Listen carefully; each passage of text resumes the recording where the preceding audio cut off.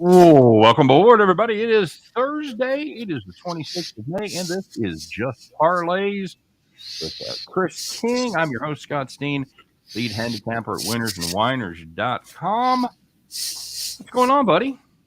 Not a whole lot. Apparently, the Bengals, the Reds, after getting a safety in the second inning, took the ensuing free kick, went down the field and scored, and they went for two. So it's now 10-3 in Blowing them favor of up. in favor of the Reds in the battle of. Oh, these guys are pitching good, so everybody should take the under game. Yeah, that's that. Well, the nice part is, it's a reverse rocking chair if you have the under.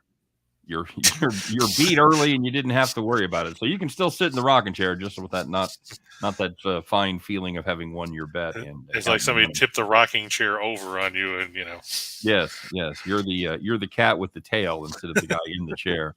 Timmy Earl in the house. What up, Tim? Good to see you, man, and good to see everybody else that's out there in video land, podcast land, whatever. It's good to be here. We do want to remind everybody, while you're watching, just take a minute, move that mouse around, hammer that thumb, hammer that like button. We appreciate the effort. And, of course, we want you to subscribe to both of our YouTube channels. What? 2 YouTube channels? That's right. That's how talented we are. We have 2. That's right. Can't contain all this talent in one YouTube channel. It have to have 2. Of course, the Winners and Winers YouTube channel you probably already know about. But if you haven't heard, we've also joined up with the folks over at Picks and Parlays to form the Max Wagers Network, and we're over there as well. So make sure you subscribe to both of those channels.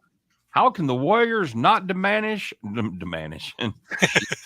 a new word. Speaking of expanding your vocabulary, how can the Warriors not demolish the Mavs tonight? Asked John Cena. They could just not get on the bus. Yeah, I kind of think the same way. I think that it should be a pretty one-sided affair. So that's without knowing what you've got lined up as far as the slides go, Chris. I never want to see the slides in advance. I never want to go rolling in and already have an opinion formed. I want to see them for the first time. No, see, that makes you different than Jim. Jim always went through all the slides before the show. Yeah, no, I've because we talked about. Well, the difference is, I've pretty much looked at all the games so far. True. In the course of my actual job, I've done the research and I've seen the game so Your far. actual job. Well, you're just freeloading here. No. As opposed to Jim has an actual job that has nothing to do with betting on sports. Right. Is what I'm saying. His job is kind of overseeing the whole department, where my job is to come out with picks for this show, for Scott and I's show, for my own show, and for my premium pick. So, I've a good chance I've already seen the game that you're getting ready to talk about. So, and John, the best answer to how the Warriors cannot demolish the Mavs, look at the guy above you in the comments and watch for him to say the Warriors are going to win after he was on Dallas for the whole series. That's what happened in Game 4. Tim all of a sudden flipped from Dallas on the whole series to Golden State, and then Golden State lost. He jinxed us. He absolutely jinxed us. Speaking of jinxes, Tim, are you concerned now about the Mets pitching after watching Bassett get lit up and then seeing what's his name, Thomas Sapuki or whatever his name was, get lit up yesterday by San Francisco? I mean, we've talked about being -3 starters. Scott, if you were the GM of a team, would you be concerned if you're probably your 1, 2, and 4 starters maybe? Because, I mean, McGill kind of took over the 1 spot at the beginning. Yeah, I mean, it's certainly cause for concern, and I don't know. You have to look at the prognosis for the top 2 guys for sure, for DeGrom and for Scherzer, and to see how long they're going to be out, and see if you can ride the wave. They've got a 4.5 game lead in the East. Is that what it is now? Is it 4.5? I think that's right. I may not have checked it in a couple of days, but I know they've got a decent lead for this time. It's 7, actually. It's 7? Okay, so they've got the biggest lead of any team. That's right. Yeah, so you are correct. Can you ride it out? Can you ride it out till you get those guys back? Or do you have to start pressing a little bit of the panic button, like you're saying, and make a deal? And, teams that know you're in the doghouse, that know you're behind the 8 ball, they are not going to do you any favors when it comes to a trade. Right, because you're down now. They're saying right now that Scherzer is looking at early July. Okay. DeGrom is late June, probably at best. Okay. And McGill, they're saying early June, but, it's a bicep issue, so who the hell knows? And who the hell knows how good he is anyway? You know, this is true as well. With the whole season, he's not going to be. Is he going to be your third best starter? He may not be. So, you know, we'll see. And now Bassett is dealing with a sinus issue, so they don't know if he's going to pitch Sunday. Nice. So you're down to what? You got David Peterson, and you've got Carrasco, and you've got Taijuan Walker. Mm-hmm. And then you've got, what, a bunch of question marks. I mean, Yeah. I don't know if you give Sabuki another start after he was bad yesterday. I'm sure that you have a choice. Well, this is what I was going to say as well. You might not have another option. Right. That's what I was asking if Tim had any. Okay, Tim says he's not concerned right now. He said if they weren't up 7 games, he would be, but they have a little cushion. Okay. Yeah, that's so basically what you said. See if you can ride that for a month. Is you're looking to ride a 7-game lead for about 5 weeks plus. And if there, and you know, in that division, you know, you've seen leads disappear. Just ask the Phillies back in the. Well, I mean, you were knee high to a grasshopper then in the early '60s when they blew a 5 or 6 game lead in the last 10 days of the season. Yeah, well, I mean, look no further than San Diego last year. This is true. Just absolutely went into the tank. They were battling for the lead, and they went from out of the playoffs. Yeah, went to out of the playoffs, and it wasn't really even particularly close. I love the conversation with John Cena, by the way. He says, love Chris King. Good dude. Next post. But I'm day drinking, so I love everyone. There you go. Well, but see, he didn't say he loved you, so I mean, yeah, that's well, we'll see how he goes. Maybe as the show goes on, he'll drink enough. Or maybe he's just saving it for the 3:00 show, and then he won't say he loves Reichel. Yep. That's probably what's going to happen. John Cena checks and goes, "Man, I love that kid, that Reichel kid, that Reichel." And John said that the Mets are going to play wiffle ball and win 20-13. Godspeed. Are you going to play one-on-one wiffle ball, or I mean, you know, you're going to have ghost runners and all that? Only in extra innings. Hey, I know we got a great deal going on over at Caesars. Chris, you want to tell everybody about it? Right. It's still until they tell us differently. It's still the first bet insurance up to $1,100. So if you're a first-time bettor with Caesars and you place a bet up to $1,100, if you win, of course, nobody cares because you won. But if you lose, Caesars is going to give you an opportunity to make your money back by giving you a second opportunity by giving you a free bet worth whatever you paid out the first time. So don't bet $3 and then, you know, waste that opportunity. If you know, like Scott says, if you've got a big lock there, you know, well, maybe you're on Golden State tonight, man. Maybe you're on those Warriors, right? You know, throw down a big chunk of money there, and that way, you know, regardless of what happens, you're still going to end up with being whole at the end of the day. You know, we've got the list in the show box below. You have to go to Caesars, punch in the promo code ATS wins Caesar CZR. Like I said, it's in the show box below. And remember, you have to be 21 or older. Caesars has to be in the state where you live, unless you're in the states of New Hampshire and Wyoming, where you have to be how old, Scott? 12. Right, 12, exactly. So I heard that they're talking about reducing it to 10 if you're over 4'7". Okay, you must be this tall. Exactly. Very good. Bronco Devil, speaking of day drinking, says Escobar to Diamondbacks for Gallon. Sure, why not? I'm sure the Mets would take that. Do you see that as any kind of a viable trade, Chris? I think if the Diamondbacks were to trade Gallon, that the remaining 8 or 9 fans in the fan base would go riot and try to burn Chase Field to the ground because, you know, they might get mad bum for him because, you know, Bumgarner hasn't been all that great. It's that's like the scene in Vacation when they're getting their car fixed. How much is it? How much you got? Pretty much going to be the way it is for Gallon. They're going to just sit there and keep asking for more. Okay, keep the players coming. All right. I'm sorry. Or it's like Stu Nahan. Yep. Let's take that. It's like Stu Nahan in Rocky 3 when Thunder Lips comes out, you know, and they're like, "How much would it cost to get you in the ring with me?" He's like, would you start with Fort Knox? Stu Nahan, perhaps best known for his stint in Fast Times at Ridgemont High.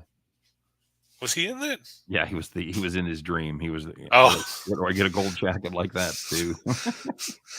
I was like Stu Nahan. He was a good commentator guy, you know. Ryan Page says, "Happy Top Gun Day.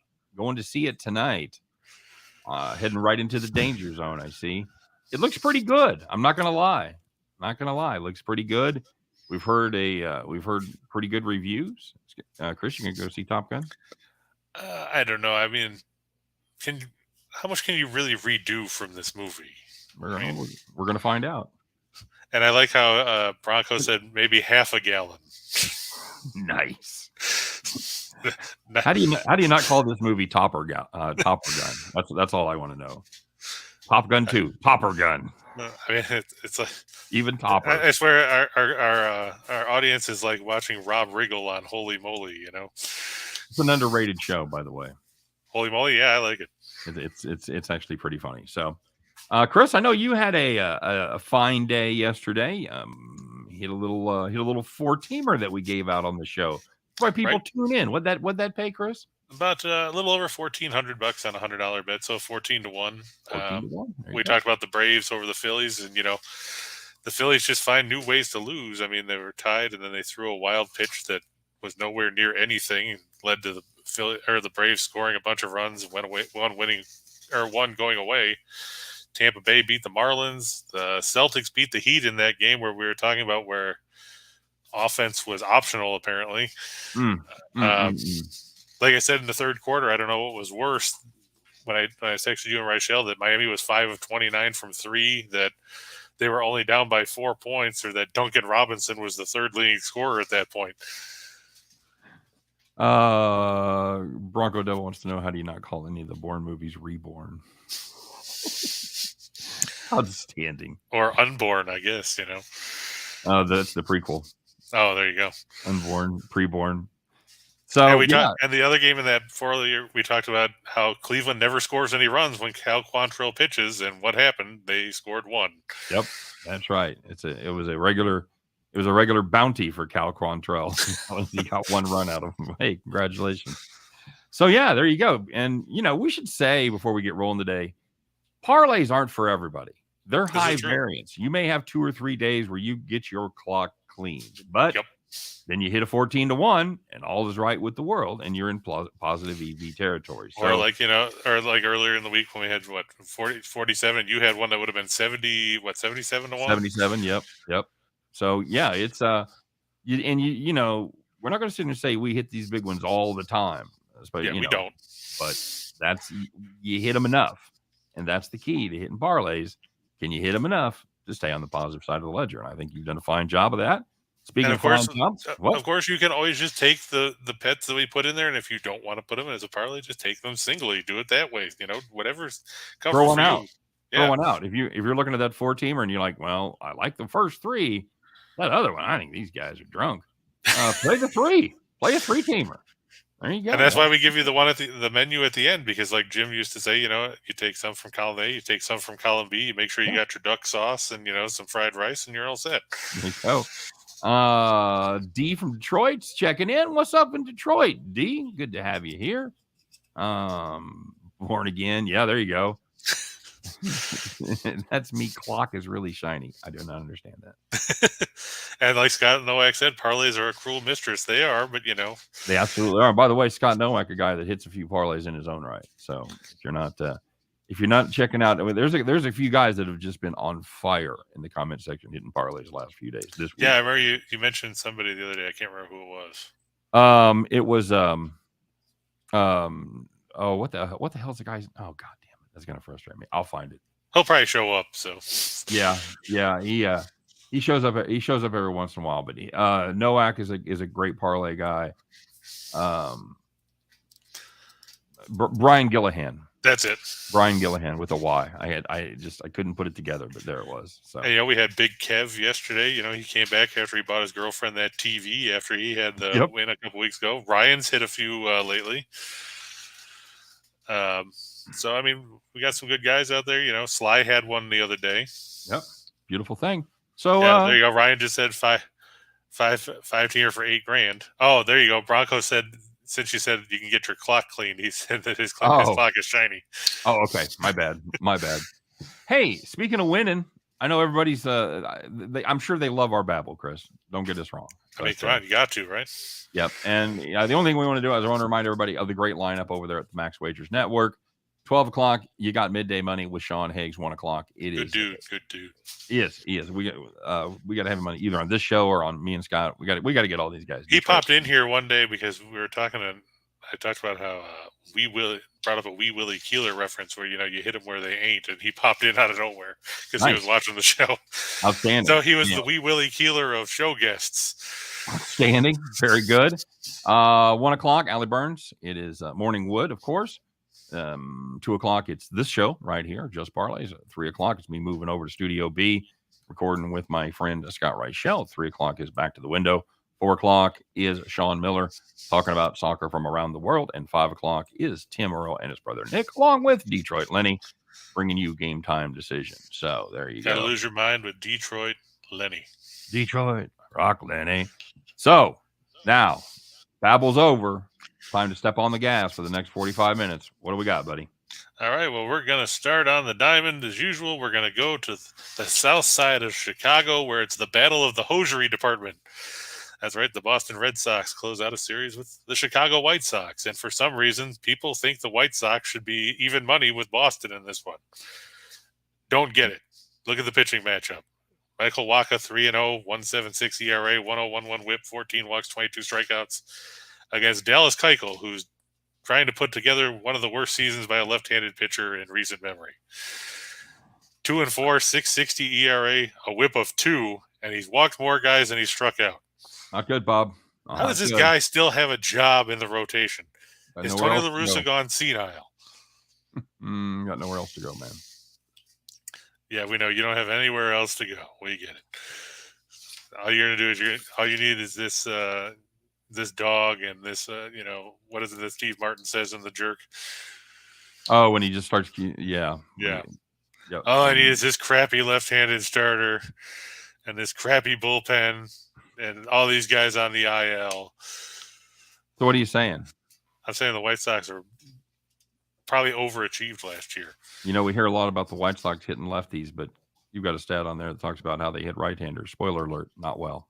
Yeah, and,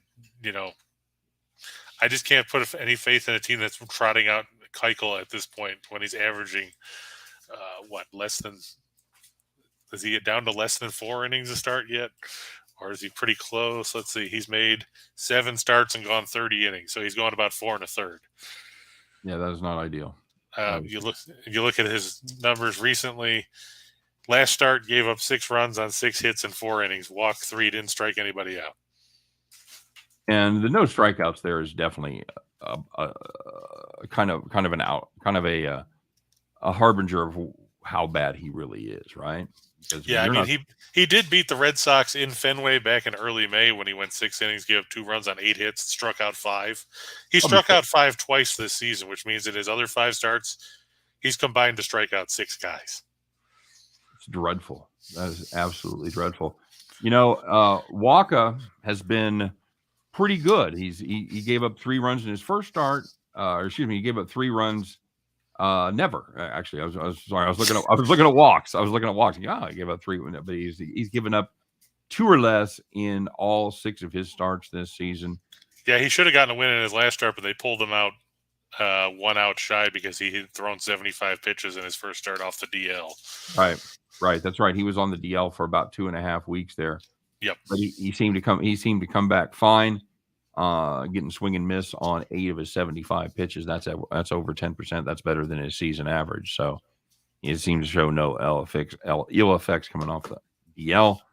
Yeah, I'm a fan there. I think this White Sox team has been overvalued all season long. I'm sure it'll catch up with them eventually, but until it does, I'm going the other way. Yeah, and you look at the run support, because we talk about that a lot. Wacha's gotten 5.47 runs of support in his starts. He got 1 run in his season debut back in April 11th. Since then, he's gotten 4 runs twice, 7 runs twice, and 8 once. It helps to have guys that can put runs on the board for you. And, we saw Boston put up 16 on the White Sox in the opening game of this set.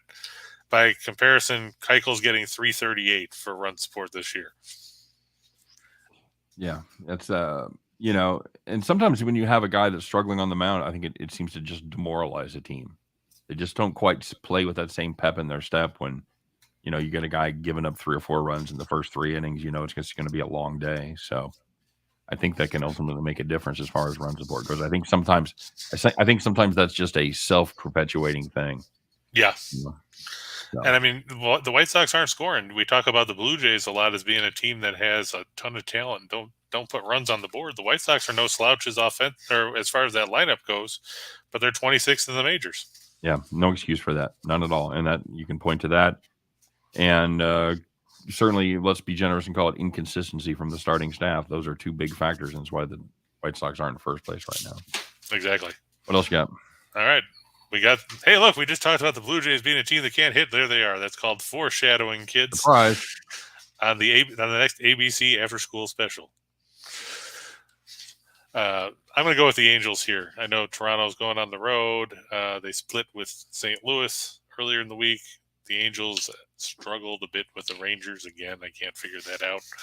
But they're still a good baseball team for some reason. They're 27-18, 15-9 at home. And I don't like Ryu.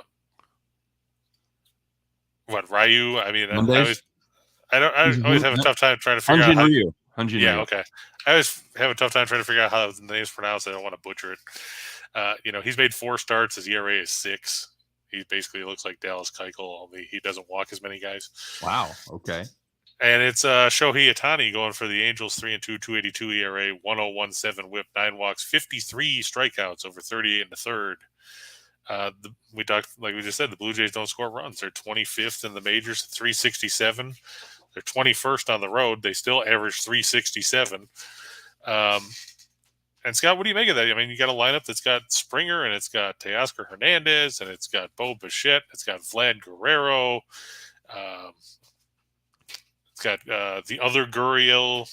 Why is this team not scoring runs? Yeah, I don't really get it. I don't really understand why this team isn't doing better than they are. I mean, the pitching, you knew the pitching was going to be the question mark for this team, but you thought the hitting would be there, and it has not been. And they've, I don't know if these guys are going to get hot as the weather gets warmer, or what's going to happen. There are some real questions, because you can talk about scoring being down across the board, but you have to be able to score enough relative to what everybody else is scoring. It can't be down for you more than everybody else. And you've talked about 2 teams that really 2 of the most disappointing teams in the majors so far this season.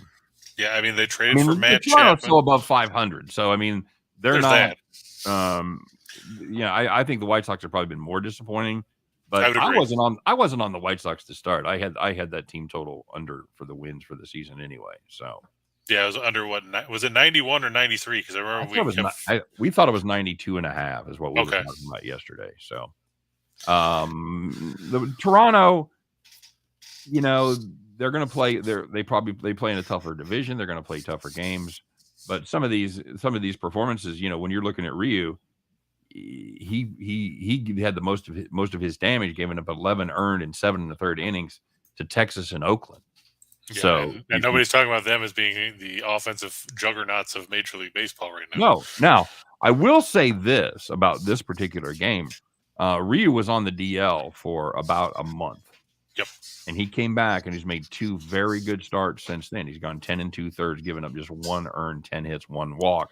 So that's a whip of 101, 102. So are you going to throw in the disclaimer? What's that? That the last start was against the Reds. Well, I mean, the 2 starts where he struggled were against Texas and Oakland. So true. Well, that's true. So and that's a valid point. Reds have put up how many today? Yeah, that's true too. So, I mean, sure, there is that, but one of them was against Tampa Bay. So a team that can hit a little bit. So, we'll see. I probably don't like this one as much as I liked the first one. I think Ryu may have figured something out. I might give one more start to see how that goes and see which Ryu shows up for this part. So, yeah, my biggest concern is I'm just looking at the hitters there. Bo Bichette's hitting 240. He's fanned 46 times and walked 9. They traded for Chapman. He's hitting $192. Mm-hmm. Gurriel's hitting 225. Teoscar Hernandez, he missed time on the DL because he's missed about half the season. He's hitting $152.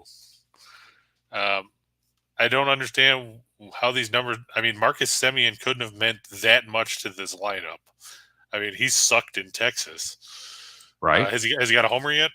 No, I was just going to say it's not only guys that still play for Toronto, it's guys that used to play for Toronto. The stench of Toronto is still on you if you've ever played there. Apparently, yeah, good. He's hitting Semien's hitting $185. His OBP is 242. His slugging is 247. Yeah, no, you hit 45 home runs this year, and you're slugging 247. Yeah, I mean that's worse than a lot of pitchers back when the National League let them hit. No question. And Crystal just said she doesn't get the Jays either, and she watches them every night. That must be frustrating. It must, because in Kansas City, we're kind of disappointed. We expect them to be a little better, but we didn't expect them to contend for the World Series. I think there's a lot of expectations on this Toronto team. So, yes, yeah, I can't figure it out either. I think Ryu may be all right. I really do. He was fantastic last year for him. He had that he had that forearm inflammation that he had to deal with. That had to be a problem in the first two starts. Again, you want to play the Angels here. There's some good trends in your favor. I'm just saying, I'm not quite sure. I'm auto fading Ryu. I think I like the under here better. I'm just, like I said, I like Ohtani's numbers better than Ryu's right now. Like you said, he's pitched better since he's come back. I just needed to see him actually carry it over. That's right. That's why I probably I don't mind the under. If you want to play Toronto team total under, I probably like that even better. But as far as the side goes, I'm probably sitting this one out and waiting one more start to see what Ryu does. So that's another. The Blue Jays are in a similar situation to the Mets, where they're not getting. Well, in the Mets' case, it's injuries, but here Toronto's just not getting anything besides out of Gausman, really. No. And, Gausman has been fantastic. I don't even know where this team would be without having him in the rotation every 5 days. And Bronco said Ryu was his sleeper fantasy pick, and he was right because he's pitched like he's asleep. I wouldn't dump him just yet, Bronco. I really think you're going to be. I think you're going to be okay. We'll see. All right, you want to talk about some hockey? Yeah, let's do it. Good hockey game last night, by the way. A good hockey game for about 56, 57 minutes, and then Colorado decided that they were going to give up the tying goal. Gave it away. In the final minute, and then lost in overtime. Disappointed. I thought Colorado was going to put that one away when they were up 3-0. But we're back to the Hurricanes and the Rangers. Pivotal game 5 tonight, Scott. The series even at 2. The home teams won all 4 games. Okay. See anything changing here? No. I like Carolina's, for whatever reason, has just been awful on the road, good at home. So I don't see anything changing. I'll tell you what I really like in this game. None of these games have gone over 5. How do you not play the under here? Yep. I've got that down in the shot in the dark section. But there you go. So, last night there was one book that had the total at 5, and then they moved it up to 5.5. Yeah. Okay. Shop those lines. Again, I'm a tightwad. I'm cheap. I don't love the 150. I think that's a pretty steep price to pay for 2 evenly matched teams. You're definitely paying for that home ice advantage. You're not the only one that's noticed. I'll just put it that way. Well, I'm speaking you in the collective sense as a better, not you individually. Right. 150 is actually one of the better lines because it goes up to as much as 160 depending on the book. I'm sure. I'm sure when you make the sheets out, you're not putting in the worst line you can find. No, not normally. I mean, I could. I think that'd be entertaining, but yeah. Having said that, I'm okay with it. It's hard to play a puck line in a game that is going to be low scoring or will likely be low scoring. So I'm a lot less inclined to get involved with the puck line. I think you hold your nose and you lay the $1.50, man. Now Scott said he took the Rangers over 2.5. So Scott, are you thinking that the Rangers are going to win the game, or are you thinking because otherwise this one would have to end up over the total? I'm just curious because you look at the way the teams have played on the road in this series, and there hasn't been a lot of offense from the visiting team. So yeah, you're just basically asking the question: Is it going to be a high scoring game, or are the Rangers going to win and yet it's just going to stay low? Right, because you look here, and the visiting team in this series has scored a total of 3 goals in 4 games. Not good. Not good at all. 1-0, 1-1. Okay.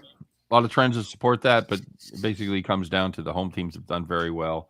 Goaltending's been outstanding on both sides, but it's been especially good for the home team. So, and that takes us to what game, Scott? Do you know? Is it going to be the NBA game, or do we have another? We have another hockey game. Oh, it's going to be the. It's the Edmonton Calgary. That's right. It's the Battle of Alberta. The Edmonton Oilers looking to close out the Calgary Flames in the Saddle Dome. Edmonton up 3-1 now. They've won 3 straight after that low-scoring 9-6 affair in the opener. Battle of field goals. Yep. Mike Smith, he gave up a goal from center ice, but managed to survive that as Ryan Nugent-Hopkins scored, and then they tapped in an empty netter late. Jacob Markstrom fell off a cliff in this series. He really has. By the way, Scott says just to score over 2.5. Says there got to be one high scoring game in there. Not a bad theory. Not a bad That's theory. True. So okay, all right. Nobody cheaper than Bronco Devil. By the way, when I said I was cheap, there's nobody cheaper than Bronco. All right, I'll let you have that. I'm not gonna fight you about that title, but if you want it, you got it. And here you go, Scott. Here's a stat for you. In the playoffs, Markstrom against the Oilers in this series, 1-3. His goals against, 528. His save percentage, 85. Well, like I said, I didn't grow up on the hockey rinks, but I do know stats, and I know none of those are good. None of those are remotely good. He's given up 19 goals, and that includes when he got yanked in one game after two periods. So that was game 3 when he gave up 4 in the second. He got pulled then. So 19 goals in basically 11 periods. Not a number you want to look at when you're trailing 3-1 in the series. I'm surprised a little bit that Sutter has not decided that, hey, we're going to stick Dan Vladar in here and see if he can do something.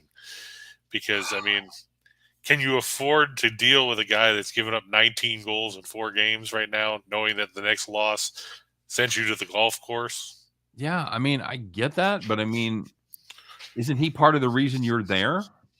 Is good goal play throughout the season?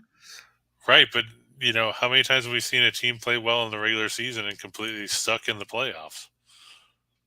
Well, I don't know, man. I'm trying to equate it with other sports, and look at the Blues. The Blues went from Husso to Binnington, right? When they were down 2-1 in that series to the Wild, and Binnington would still be in there if he wasn't hurt. Yeah, that's true, but aren't those 2 goalies a little more on equal ground than the situation we have here with Calgary? It's possible, but how much of that is because Vladar doesn't get as much time? Well, I realize he's 24, so he's still got the chunk of his career ahead of him. He was good in the regular season. He went 13-6-2 with 2 shutouts, a 275 goals against, a 906 save percentage in 23 games. Okay. I'm just curious, at what point do you go, well, this isn't working and we have to do something different? Well, the problem is if you don't do it obviously before the game, once you do it in game, it's too late. Even if he gives up just a couple, I'm not talking about getting shelled and pulling him. I'm talking about, giving up 1 in the first, 1 in the second, and you're down 2-1. What do you do there? Right. I get that. I get that too. I'm just concerned that, would you do it? Would I pull him? Yeah. If you're down 2-1? Right now. No, now. Right now, would I go to Vladar? Yeah. I think it could be a wake-up call. I would. At this point, you've got nothing to lose. Game 5. Yeah, but you could start Markstrom and get blown out in the first period. That's true. Okay. All right. So you would give it a shot.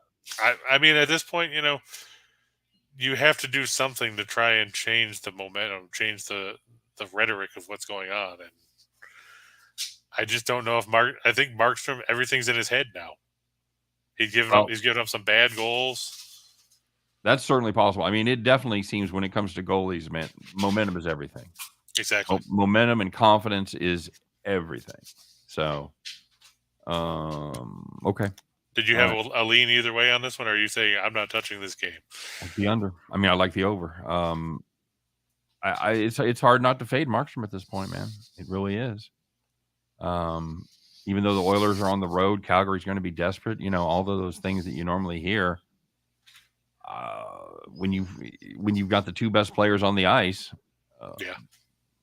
it's hard to fade them, and they're playing good hockey right now. So and like you said before too, they're getting help from other guys. It's not just McDavid and Draisaitl. Right, and you had the weird outlier in the first game, and then after that, it's pretty much been Edmonton playing the way Edmonton wants to play, and just grinding them down and beating them over the last 3 games. I don't see any reason why that shouldn't continue. Yeah, and that's been Calgary's problem. Calgary's best kind of game is what they played against Dallas. They're not equipped. They're not equipped to play an Edmonton type of game, and that's been their biggest issue. Because I mean, let's be honest. There's not a lot of teams that can play a game like Edmonton. You know, Tampa Bay probably can. Colorado can. Maybe Colorado at times. Yeah, but I mean, Calgary's not built for that. No, they're not. You know. And you're gonna give me plus money with Edmonton, plus 135, right? I can't pass that up. I can't do it. You know, if it was even money, you go, well, maybe desperation, maybe home, maybe Markstrom's due, blah blah blah. But a plus 135, you're begging me to take that, and I will. I'm sure I could be sitting there trying to start the car with a banana in my tailpipe. Look, man, I ain't falling for no banana in the tailpipe. It's one of those. If it looks too good to be true, you know how the rest of that goes. This looks almost too good to be true right here with a team that's up 3-1 that has all the momentum, and you're giving me plus 135. Smells, but I'm going to step in it anyway. Give me man. And the over. I mean, I don't see. Yeah, we haven't seen anybody stop anybody really offensively in the series. Nope. Very good. What else you got? Got any basketball? We got some basketball. Any more than basketball picks, man? Yeah, man. How about the Warriors and the Mavericks in Game 5 as we go back to the Chase Center in San Francisco? Dallas, won Game 4 thanks to Tim Earl saying that the Warriors were going to win. So everybody blamed Tim. Thanks, Tim. You look at it here. Ninja saying the Cubs and Reds are in a rain delay. If the game's canceled, does everything get voided? Where are they at? They're in the top of the 6th. So here's how it works. If you have a money line play, you get paid. But it's a run line that doesn't, right? Or a total, obviously. I mean, not obviously. In a perfect world, they'd pay you on the over. Yeah, because you already went over. Uh-huh. It's probably one of the all-time ass fuckings in sports betting. When you've already gone over the total and the game is voided in the 6th or 7th inning because of rain. Yeah, you would think that if it already went over, they should pay it out because it's not like you were worried that they might not get there. They're already past it.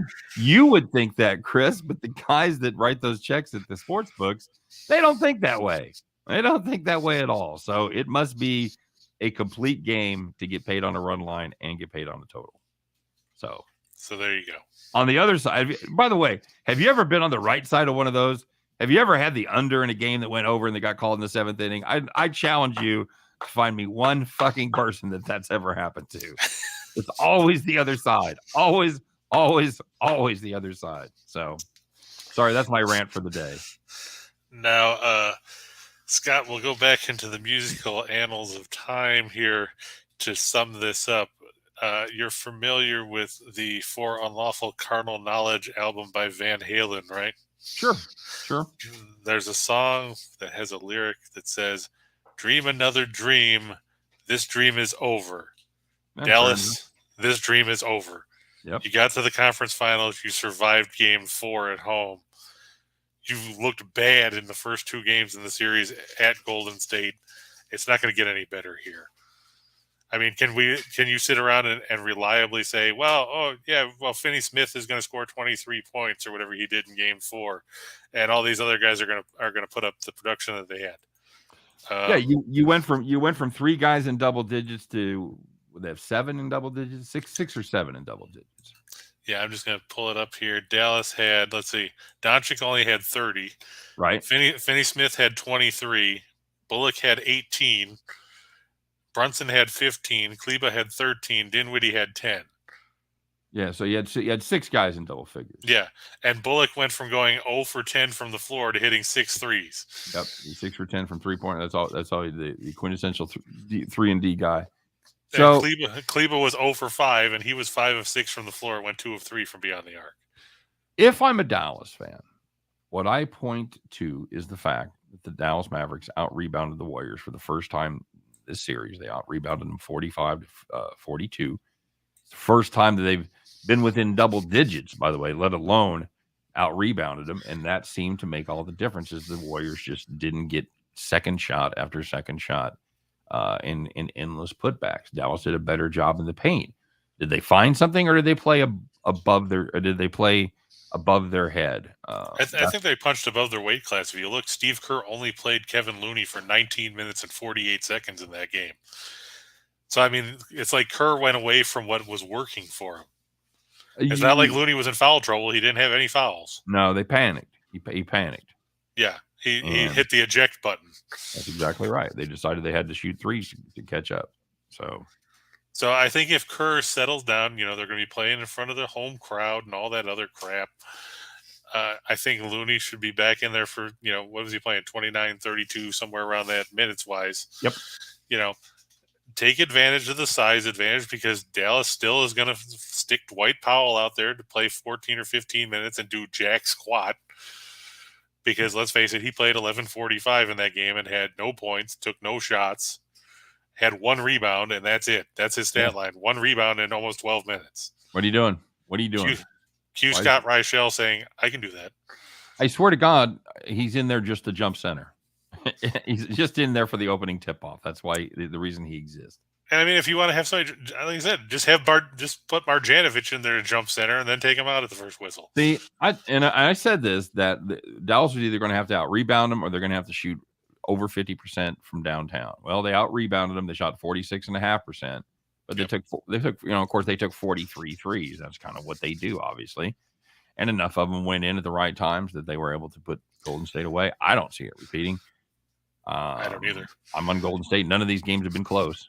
So, and you take away Doncic's 3 of 11, and the rest of the team was 17 of 32. So the rest of the team outside of Doncic did shoot better than 50% from beyond the arc. Yeah, fair enough. I think when I'm looking to make plays, I'm looking at what's repeatable and what's likely not repeatable. And you hit the 2 on the head to start with. Finney Smith putting up 23, including going 4 for 7 from 3, and Bullock going 6 for 10 from downtown. Those 2 things likely are not repeatable. Certainly not at the same time. Right. So, yep, I'm gonna ride Golden State here. Me too. And then like we said, dream another dream. This dream is over. Dream is over, buddy. Nice job. All right. So that takes us to the fun part. Well, Bronco wants to know, is +7 too much? Or -7, I'm sorry. Is -7 too much? No, I'm fine with it. I mean, you look at the way the games have gone in the series, I think the smallest margin of victory is, 9? If I recall, that I think they've all been double digit except 1. I mean, Golden State won by 25, then they won by 9, then they won by 9, then Dallas won by 10. Yep. There you go. So I think 7 should work. I mean, if you creep up a little higher, then you might be a little. Yeah, I'm okay. I'm okay laying 7 here. Plus, if it's an elimination game for Dallas, there's extra desperation. You may get a foul or 2 in the last minute that you normally wouldn't get. Down 6, down 7, down 8. When normally they just let them play. You've got a 1 in a million shot versus no shot. So why not foul them? Yeah, that's a valid point. So what I'm saying is your scramble point window could expand from about 5 out to even 8 or 9. So. Yeah, I'm fine with it, Bronco. Bronco says Dallas is more desperate. Well, desperation can do a lot of things for a lot of teams, and most of them aren't good. Yeah, I mean, and they had the hometown behind them. They had the home crowd behind them the other night to kind of fuel them as they were able to extend that lead there in the first half. They're not going to have that tonight. So, yeah, and you look, Dallas is only 26 and 24 on the road, counting the playoffs. So it's not exactly a number you want to lean on at this stage of the season. Oh, and Scott Foster's reffing tonight, of course. well, and that would tend to lend credence to Dallas. Unless they just get blown out of the gym. Right. Not even Scott Foster can overcome that. All right, let's make some money. All right. Well, we talked about the Angels and the Red Sox. Yep. We talked about Golden State and Carolina. I think if you run any of those together, you can mix them around. I know you're not crazy about the Boston one. Nope. Or no, I'm sorry, you're not crazy about the Angels one. I'm sorry. You like Boston. Yeah, that's fine. Do you think Boston's undervalued here? Do you think it should be a coin flip just because they're playing in Chicago? No, I don't think anything involving Keuchel against a competent major league team should be a coin flip. Would you call it a coin flip if they were facing the Royals? A Keuchel against the Royals? Yeah. No, I'd give the advantage to Chicago because there's a good chance that whoever the Royals are throwing out there is every bit as shitty. Well, see, the one time the Keuchel faced the Royals this year was when he faced Daniel Lynch. That's right. That's right. That was the Friday Night Storm game. I remember that. The 6-0 game. Yep. But it was called early. That's what pissed me off about it. Was it called early? Is this the one I'm thinking of? I thought that was the Friday night game where we had tornadoes. No, I thought that was that game against the Yankees. I thought. Oh, you're right. My bad. That was the Garrett Cole start. Yeah, Keuchel against the Royals. That was April 26th. He went 4 innings, gave up 2 runs on 2 hits. The Royals then scored 4 in the 6th to win, going away 6-0. That's when Lynch threw 6 scoreless. That's right. It was probably Keuchel's best performance of the year, by the way. 2 runs in 4 innings. He also walked 5 guys. Outstanding. And you got to work hard. Walking 5 Royals is like walking 8 regular major leaguers. That team doesn't walk, man. All right, what's your other 2-teamer? Like I said, Golden State, Carolina. Yeah, there you go. All right, 4-teamer. All right. I'm going to take the Yankees over the Rays. It's supposed to be Nestor Cortez, unless they've changed it again, because one site said, no, MLB still says Cortez against Ryan Yarbrough. The Yankees, they beat up on Baltimore. I mean, look, J.P. Sears got a win yesterday. Somebody had to. Yeah, this is true. But opener of a 4-game set, it's going to be a big series between the top 2 teams in the AL East. I just like the Yankees a little bit more here. Tampa Bay has to find a way to put up some more runs because they just haven't been great at the plate. They're another team that I can't figure out. Then we've got the Cardinals over the Brewers. It's Wainwright and Eric, don't call me Matt Lauer, on the mound. Lauer's gotten a lot of strikeouts. I think a lot of that's helped by Angel Hernandez, who's been behind the plate a couple times when he's pitched. I like Wainwright a little bit better at home. You don't believe in Lauer power? No, not today anyway. And okay. I wasn't sold on Milwaukee. I mean, they put up 2 yesterday against San Diego. So then they had to fly from San Diego into St. Louis. You know, the Cardinals had yesterday off. I think their bullpen's going to be a little bit fresher, and that could pay dividends late. Okay. Doncic over 34.5. We've talked about this before. Who else is going to score for the Mavericks that you can rely on? Well, I mean, we just ran down 6 guys that put up in double digits, and you have to pick how many of those you think are not going to do it. So, how many do you think are going to score in double digits tonight? From your opinion, they've been around 4, so I'll give them one more. I'll make it 5. I'll go from 6 down to 5. You think that many guys are going to score in double figures? I think it's possible. There could. And we talked about the Oilers. Could be some garbage time involved there too. Well, yeah, there's that. Now, see, that's a decent parlay with that plus 135 thrown in there. Yeah, that's a get you a nice payout there. Yeah, it's. I know Doncic's gone over that number every game but the last one, right? Mm-hmm. So yeah, I'm okay with that. And he had 30 in that one. Yeah, despite not really playing much in the fourth quarter or not shooting anyway. Right. Yep. Very good. So that takes us to the giant Chinese menu, according to Jim Williams. Welcome to Cheesecake Factory. What can I get you started with? You ever been to Cheesecake Factory, man? Yeah, there's one up by the mall here. Like it's like a fucking novel. Yeah, you can knock somebody out with that thing. I didn't want to read War and Peace. I just wanted to get some potato skins, man. That's probably why nobody robs a Cheesecake Factory, because you could just throw a menu at them and knock them out. Anybody just reach in there and just hit them with a menu. That's exactly right. I'm going to take the Tigers over the Guardians. It's our good buddy Tariq Skubal going against Connor Pilkington. You know anything about Pilkington, Scott? What the hell is that? What's Connor Pilkington? I got a little Pilkington on me. That sounds like a disease, man. I got Pilkington's disease. Oh, you're gonna need to get on some antibiotic for that for sure. Yeah, he's made a couple starts in the majors now, sure. But still not sold on him. And we talked about how Cleveland has issues putting runs on the board. He's made one start, 4 appearances, 8 2/3 innings. He's got no record, a 2.08 WHIP, a 1.030 or a 2.08 ERA, a 1.038 WHIP. He's fanned 11 in 8 2/3, walked 4. You know who's dominated his last 3 starts? Are you gonna say Tariq Skubal? I am gonna say Tariq Skubal. Yes. No earned over his last 18 innings. That's pretty good. Oh, and did you see that the Guardians are putting Savali on the DL?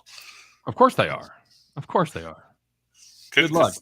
Yeah, they're saying glute tightness. No, it couldn't be because he's got a 7.84 ERA. No, it's pretty tight glutes, man.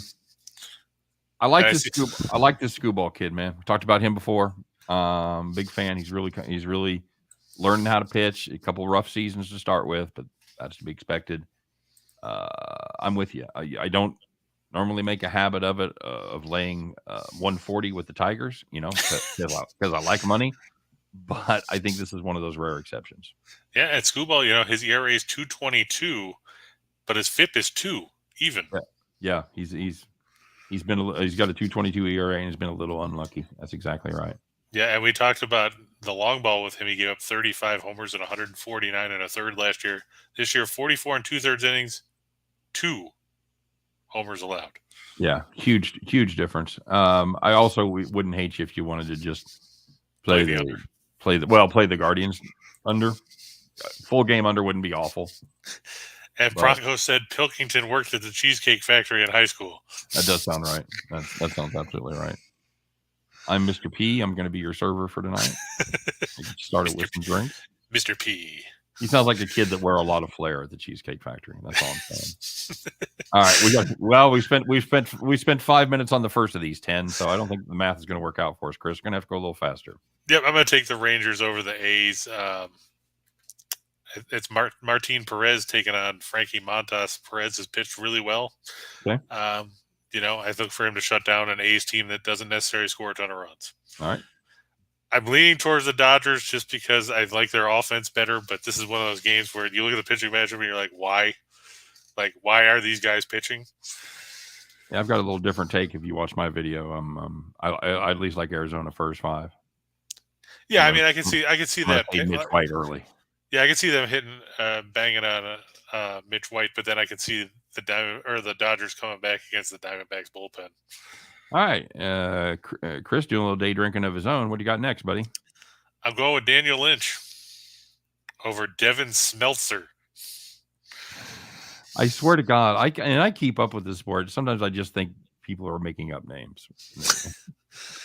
It's Pilkington Smeltzer. That sounds like a law firm. The law firm of Pilkington Smeltzer. Pilkington Smeltzer and Lynch.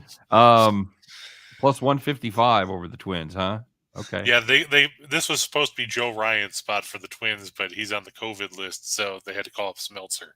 Okay. But I mean, I like Lynch. He's pitched well, especially when you consider that he's being supported by the Royals. Mm-hmm. Yeah, I don't know. Smeltzer's made a couple starts this season. How's he been? He's 1-0. ERA 174. Yeah. He's only fanned 2 guys in 10 1/3. Not ideal. Yeah, talk about a pitch to contact guy, and his FIP is twice what his ERA is. I take his strikeout total over. Actually, Kansas City, they don't strike out. That's not. Yeah, I know. I learned that before when I took somebody on a strikeout number against him. Of all the things they do bad on offense, and they do a lot of them, strikeouts ain't one of them. They're a hit to contact. They don't walk and they don't strike out. They just. Too bad there's no over under on pop ups. No kidding. Okay, you know me. I'm not gonna get involved with the Royals doing anything. I know. That's why I put it up there. God bless you. Mavs over. Yep. Mavs and Warriors over. I think Klay Thompson's going to go over 18.5. I think, it's not necessarily a big number when you're considering, what he brings to the table. Right. And, they're going to try to contain Curry more than anybody else. Okay. I'd like Looney to go over 9.5 boards as long as Steve Kerr plays him more than 19 minutes. Right. Because, Stop panicking, Steve. Yeah, Steve, what the hell's wrong with you? Sack of crap. Like we said, Edmonton, Calgary over 6.5. And like we talked about the Rangers and Hurricanes under. I just think that, like you said, we haven't had a game score more than 5 in that series. Right. I know Scott Noack thinks we could go over that, and he could be right. I mean, he could have one of those games where suddenly it's 4-3 at the end of. Especially if you're a contrarian, because everybody and their uncle is going to be on the under. Right. So if you're a contrarian, could be a great spot for you. Yeah. I'm just saying I'm looking at everything, and I think the smart play. I think mathematically the play is the under. Yeah, and like I said in the pre-show, I went contrarian with the game that is now in a rain delay. It's because everybody's like, Hunter Green's great, Justin Steele's great. It's just no, it was over in the 3rd inning. No, so yeah, if you learn nothing else from our show, it'll probably go under, but it could go over. So it's those kind of hot takes that I'm here for, Chris. Yeah, it's like the weather: periods of light followed by alternating periods of darkness. Yep. Might get some clouds. So Draisaitl at a nice price there, plus 130. That'll stiffen up your parlay there. However, yeah, and if you look, I mean, Draisaitl's been on a roll. I mean, I had him over this number the other day, and he had 2 assists in the game. I mean, Calgary hasn't found a way to stop him or McDavid. And if you can stop one of them, you have a shot. If you can't stop either of them, you have problems. Yep. Can't stop, won't stop. Yeah, in 4 games, Draisaitl has 2 goals and 11 assists in this series. Very good. All right, buddy. Any final thoughts? My final thoughts are enjoy the games. Wow. Golden State should win and close that out. And, like we always say, make sure you bet responsibly. We don't want to hear how, you literally bet the farm and lost. Don't do that. You'll hate city life. Don't actually bet the farm. You'll hate it here. Bronco says I'm against contrarians. Okay, that's some funny shit right there. Are you laying that 140 straight or on a parlay?